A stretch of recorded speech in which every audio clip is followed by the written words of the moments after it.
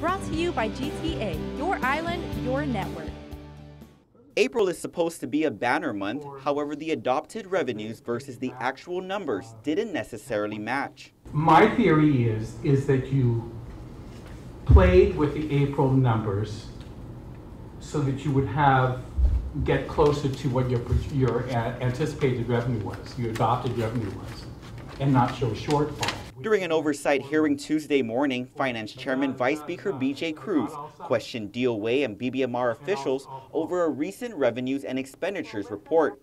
He specifically had concern over a $9.3 million set of entries for the payments of withholding tax for the Guam Memorial Hospital that he discovered were paper entries and not actual cash.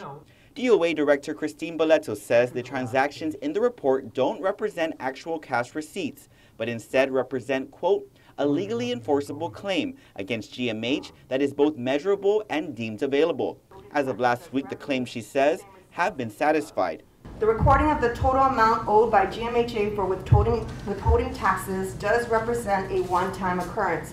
It includes the aggregate amounts from the prior and current fiscal years. And whether April was made to look better, it appears things might not be looking good for the general fund. How much of a deficit have you seen, or in your review of the audit? The same.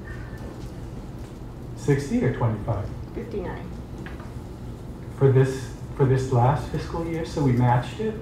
She was actually very conservative in her estimate when she said 25. I said I was being kind. Kind. So we've matched it.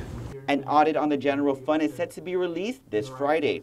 Boleto says the $59 million deficit is a result of several issues, including bond payments for the Guam Solid Waste Authority. Well, with the deficit, there is a good portion of that, again, that's unfunded expenditures that we have to cover, like bond payments. And so, I mean, I think that needs to be addressed as a separate issue.